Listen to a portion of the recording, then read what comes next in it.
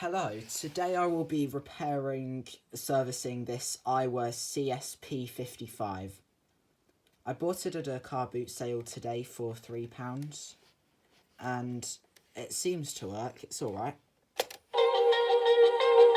I can't play too much of that, but it's quite tinny and this speaker doesn't work very well. I have checked it's a stereo head, but I have not taken this apart yet, so I can do that as I'm filming.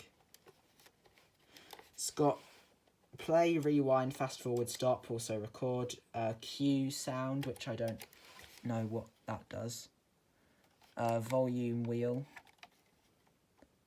tape radio, AM, FM stereo. The antenna is broken off, so I have found a replacement. It's not perfect, but it will fit, and it's going to be better than whatever that is. And can run off 4 batteries, 4 AA's, that's the label. Looks quite nice, it's nice silver. I think it's from the 90s.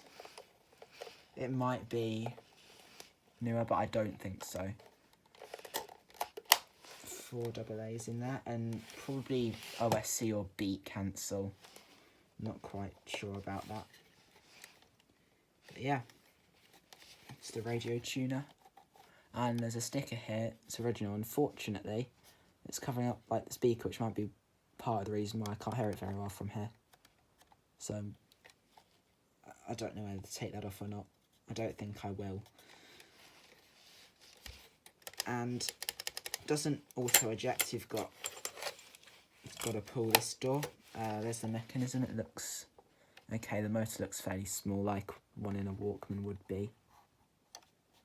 I think this is just a Walkman speakers, really. And yeah, I'll start taking this apart. There are 1, 2, 3, 4, 5 screws. This one is for the antenna, so I don't think I need that to take the thing apart. So I'll get into it. Screws have now been taken out and it's time to take the back off. Let's see how this is going to come apart. I think there's clips there, so if I prise the top off first, sometimes the front comes off. I don't think it will though, so the back's coming off. Oh, there we go, brilliant. Wow. And we're in. Okay, there's the beat cut OSC switch, I think. There's the speed adjustment. No, there's the speed adjustment. It's a very nice circuit board. Okay. Some switches that could be giving me some trouble. Interesting. First of all, I'll take this antenna off. Okay, what now?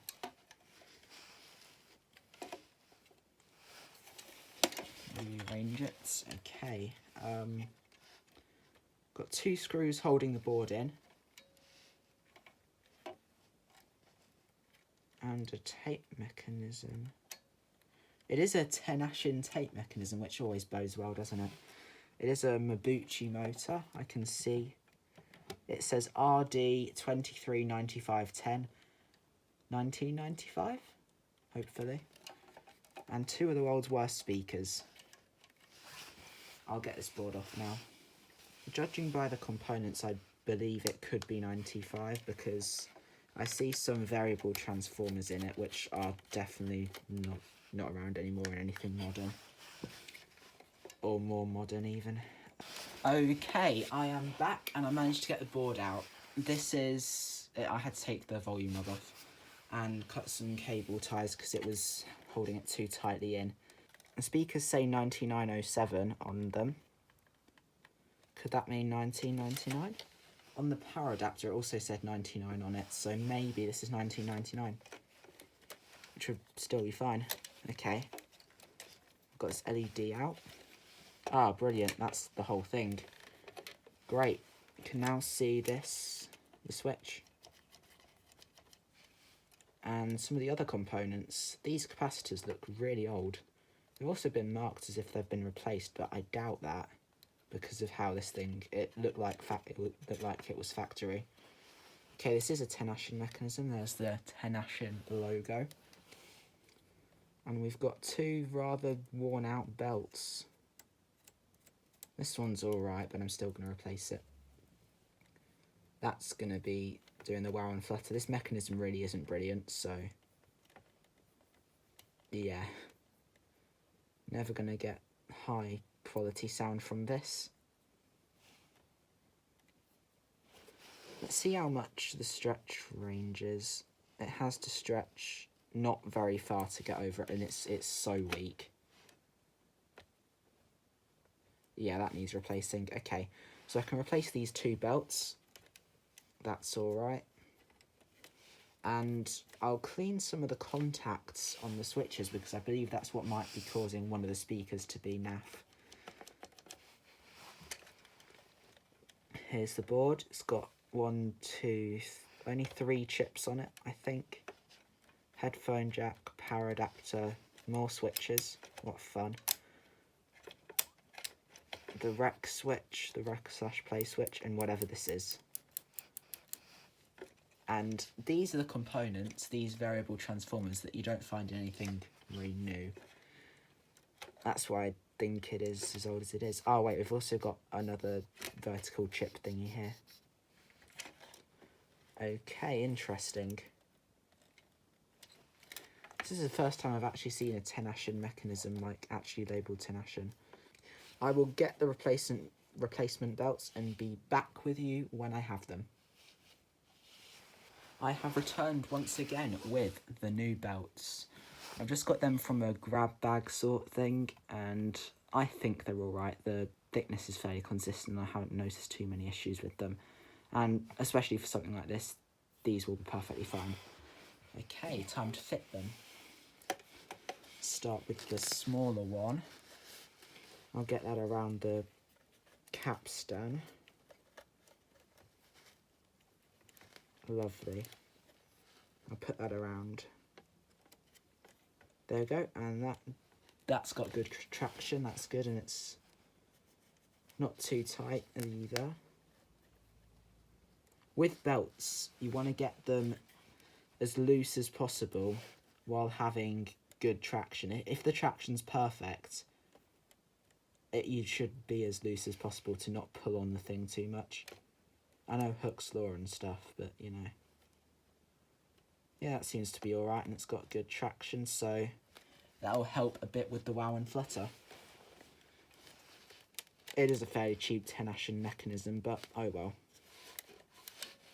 Here's the tuner. That's going to be a pain to get back in. And now I will clean some of these switches.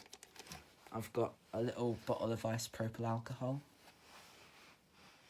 and some Q-tips that I'll use to drop in. I've found this syringe and I've filled it up with isopropyl alcohol. So I will clean these switches now. Just move that out of the way. Let's see. Get a good bit in there and start working it around. The volume potentiometer seemed fine, and I don't want to ruin the feel of it. Because there's sort of a grease in here. That's why volume knobs are nice to turn. Now for this one. This one has only 2 positions. The other one had 3. Is that going in? The good thing about isopropyl alcohol is it's really, really runny. So you can just squirt a bit and just expect it to get everywhere. Okay.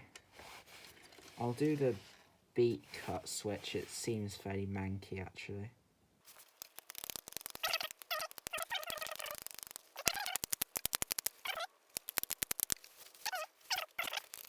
And there's one more that's probably the most important out of the lot. It is the rec/play switch. This, when you press record, it pushes this thing down, which pushes this down. It's on a spring, and that tells the thing whether it's recording or playing back. So this is really important, and these are often quite dirty inside, and that usually causes quite a few issues. That should be good now. Just make sure everything else is fine to go. Let's see if I've got a right size Q-tip. I've got a pack of 400 of them because they're really useful. And the quality control's kind of bad, so on some you'll get a load of cotton on the end, and some you'll get very little. That's actually working to my advantage because you get a variety of different sizes, so you can do different things with different ones. Look at the difference in them too.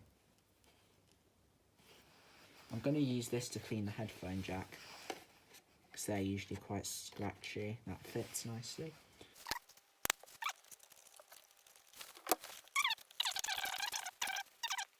I can probably test what's going on with that. Going on with the one speaker working only. But I'll have to do that off camera because it's going to be playing copyrighted music. And I don't want to get my channel or this video taken down, so... I've done some testing and I've come to the conclusion that this speaker is, like, I've figured it out basically. So this speaker wasn't working. I plugged headphones in. I got both channels, which was good and promising. I sort of prying this capacitor around because these are where the speaker cables go, and I suddenly got this speaker. So I've come to the conclusion that it's either one of these two capacitors or a connection of these wires. So just to be on the safe side, I'm going to resolder this wire, and change both of these capacitors just for the sake of it. I don't sadly currently have a setup where I can film the soldering, so you're just going to have to see the final product. So what did I do? I did not do what I said I was gonna do. All I did was reflow all the joints of these two wires and these two capacitors. And all I did was replace this yellow wire because I genuinely don't think there's any point in replacing these capacitors. If it was just move it and then it's fine again, sort of thing. I'm pretty sure it's just a dry joint. I replaced this yellow wire just in case the old one was kinked.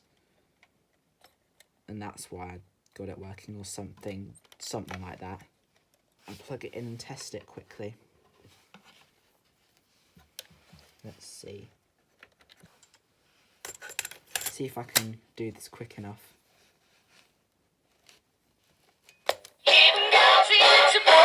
Yep, that was good. I heard it from both speakers this time.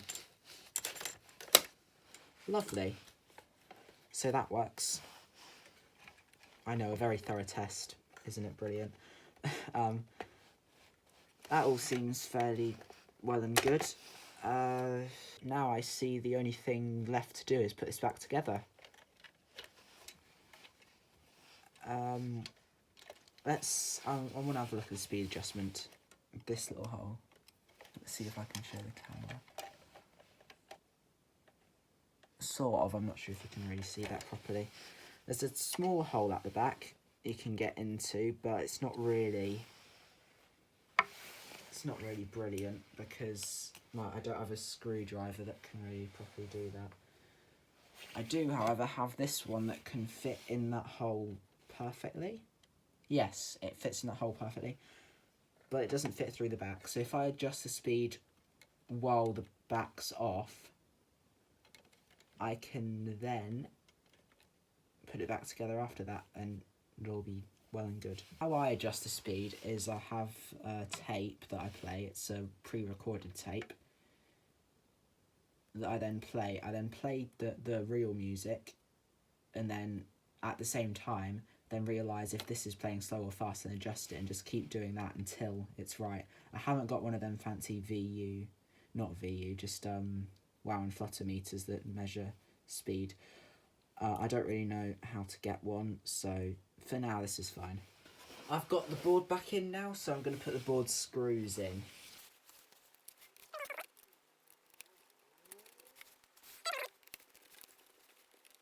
Lovely.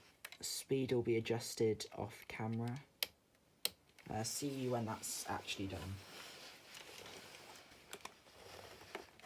Okay, the speed has been successfully calibrated, so now it's time for a full reassembly. See if this goes back together well enough. Now there's a few wires that I've not quite... Oops. Oh, I'm missing something. Goodness me, that would have been bad. This needs to attach to this. That's on. Now, how are these? The wires look alright. That shouldn't cause me too much of an issue.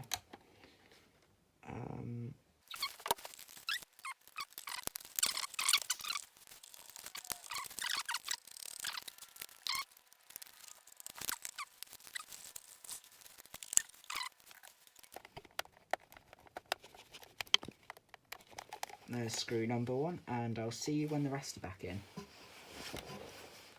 All the screws have now been put back in. There's one more thing. Getting this back on, and that is not going to be done yet because I need to clean the thing. It's fairly dirty. It's been used as a painter's radio at some point because there's paint all over it, and this antenna still needs sorting out. So, well, I'll give it a bit of a clean. I've got Q-tips, pack of 400, and I've got loads of wet wipes, so...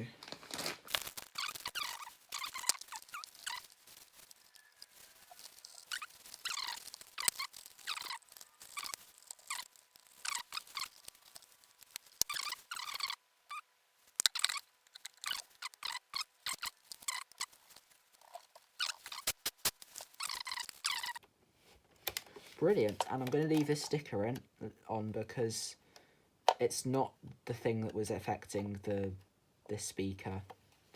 It was the bad connection or something. Volume at maximum. Can I hear it from both speakers? Yes, I can. That means this repair's been a success. Isn't that nice? You can sort of hear the motor buzz a bit, which is a bit concerning, but there's not too much you can do about that, really. We've got the alcohol. Isopropyl alcohol, I don't want to get done for saying that. Give the head a clean first. Heads usually aren't too filthy unless it's been heavily used. Oh, it was decent. Actually, I got a bit off. It is a stereo head. Definitely a stereo head. It'd be a bit stupid to have two speakers and it'd just be double mono. That'd just be sad. Then it'd be a portable mono. Wow, look at all that mank. Maybe it's not be pumped. I'm pretty sure it's mostly pressure back on most, so this is actually making it better, I imagine. I'm not a perfectionist, so I'm not gonna keep going until there's absolutely nothing left on the Q-tip because I'm not selling it yet and I don't mind.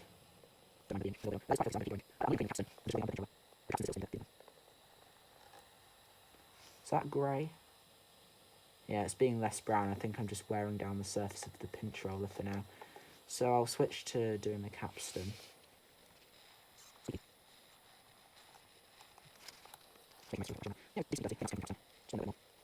And yeah, pretty sure that's clean now.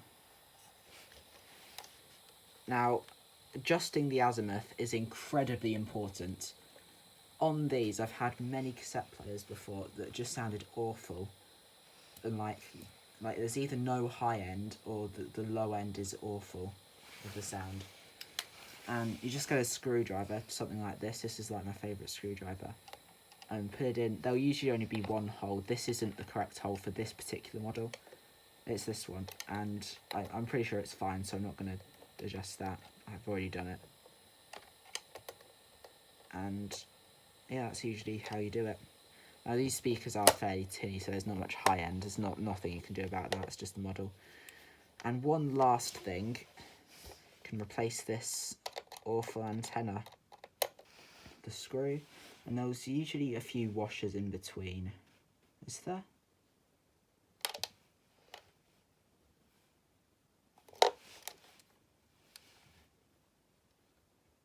Yeah, there is. They're just stuck to the inside of that. Hope this fits. I haven't actually checked. Oh my goodness, it's filthy. It's never mind doing radio clean. I'll clean the antenna. I'll do it closer. Filthy. Goodness me. Okay.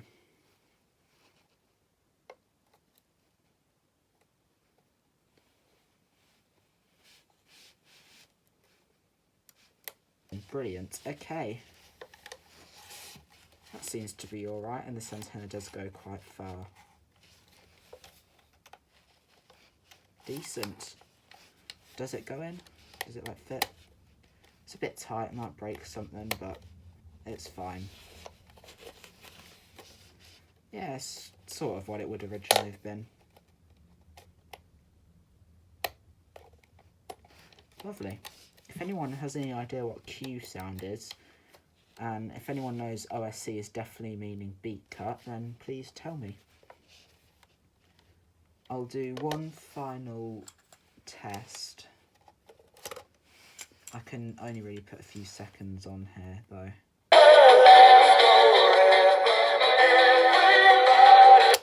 Hopefully that's only 3 seconds, but that is it. That sounded alright actually. I'm surprised how good that was.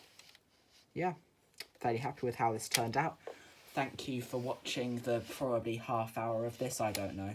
I'm going to edit out a lot of this because I've done everything in one take. So that means the initial video's 1 minute 25, or 1 hour 25. So thank you for watching the repair restoration of my Aiwa cs-p55. I doubt anyone's actually hearing this because who watches 5 minutes of this? Who watches 30 minutes of this ain't even. But yeah, if you did make it this far, please subscribe and like. Anything helps, really. Thank you for watching. Have a nice day. Goodbye.